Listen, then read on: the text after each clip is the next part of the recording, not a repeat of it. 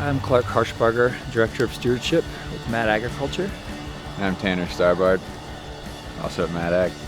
We're just talking a little bit about today how we have chosen to try to approach working with our stewards in their land bases and within their businesses.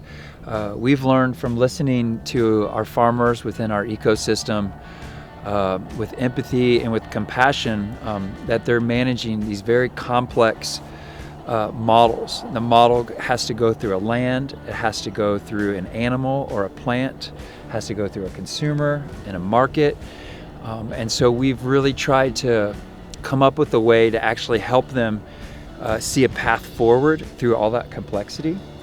One thing that we like to start with is our steward and the actual human that's willing to sacrifice and serve. And so we've really tried to give that steward a way to express their intention and where they want to go and with their vision.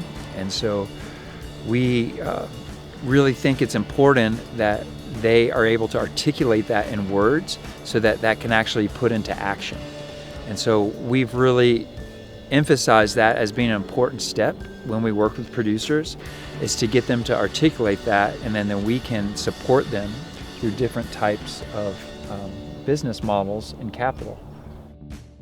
And amongst that complexity of Mad Ag, we've recognized a few catalytic levers where we want to work most specifically to help farmers achieve regeneration on their land and in the whole sense of their being with their family and their business. Those are land and business planning and stewardship, connecting to values-aligned markets, and access to flexible long-term capital that recognizes the needs of the farmer and is willing to work with them through the investment period and on to when regeneration starts paying it back.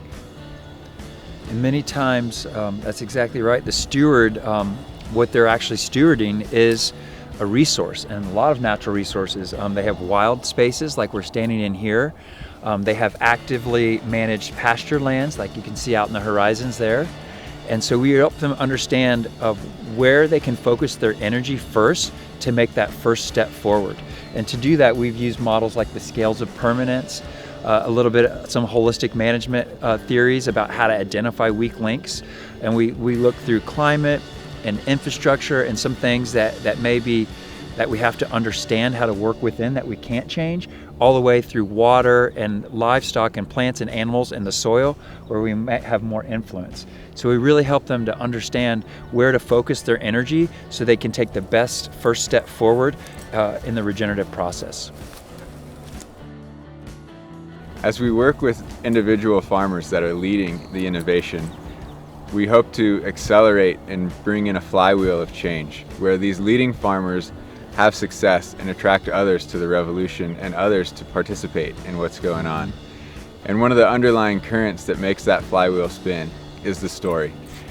We illuminate what happened on the farm, what went well, what were the struggles, and it allows others to find themselves being able to be a participant.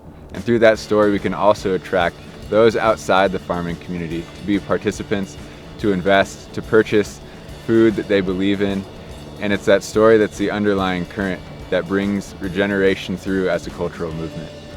Yeah, we define whose support these farmers need, and we try to get this amazing existence of a rural life, of an agricultural life, and of agrarian life.